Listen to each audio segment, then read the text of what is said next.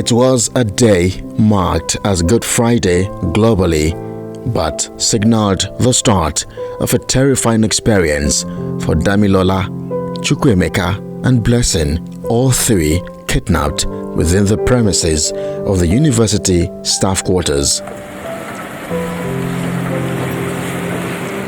These three students are the latest victims of the business of kidnapping, which significantly blossomed, especially in the last administration.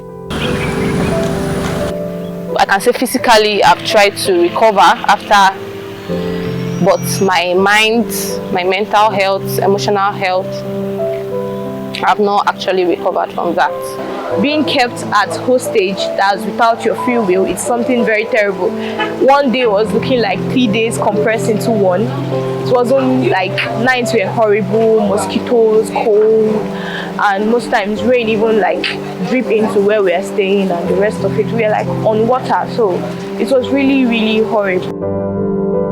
Chukwuemeka, a 300-level student at the university, sustained deep machete cuts with some of the wounds infected.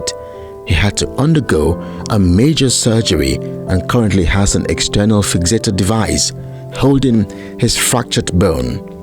He tells me he's still struggling to come to terms with this new reality. They did all sorts of things to me, pulling my hair with their hands. They at some point they even lighted their machetes and they placed it on my back, and everything was so bad. Ransom was paid for all three students, contrary to reports that the students were rescued by security agencies. The security agencies were drafted to the scene and they confirmed that they were taken by boats through the water. The Vice-Chancellor, in a telephone interview, Professor Florence Obi, had revealed that the incident wasn't the first, a position re-echoed by Professor Patrick Egaga, also kidnapped a few months earlier within the university. As I was driving through, a group of young men, I would discover later they were young men, approached me, all dressed in police uniform. There were about 7 of them in number.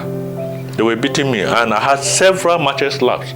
Unfortunately, I'm talking before the camera. I will have shown you my back for you to see the caricature my back had turned into.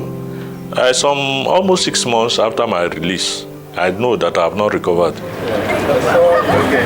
While the university and satellite town has been a soft target in recent times, some residents in the city have been forced to witness this frightening reality, like Udwak, whose father was kidnapped and his whereabouts still unknown 4 years after.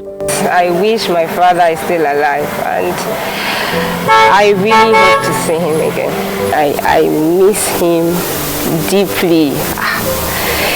The shot is... I pray I see him again. And despite these stories, security agencies are confident of winning the war.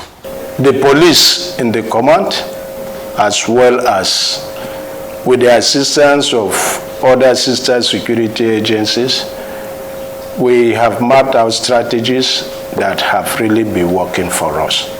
It will be difficult to be everywhere at the same time, but it's possible to choke the access routes.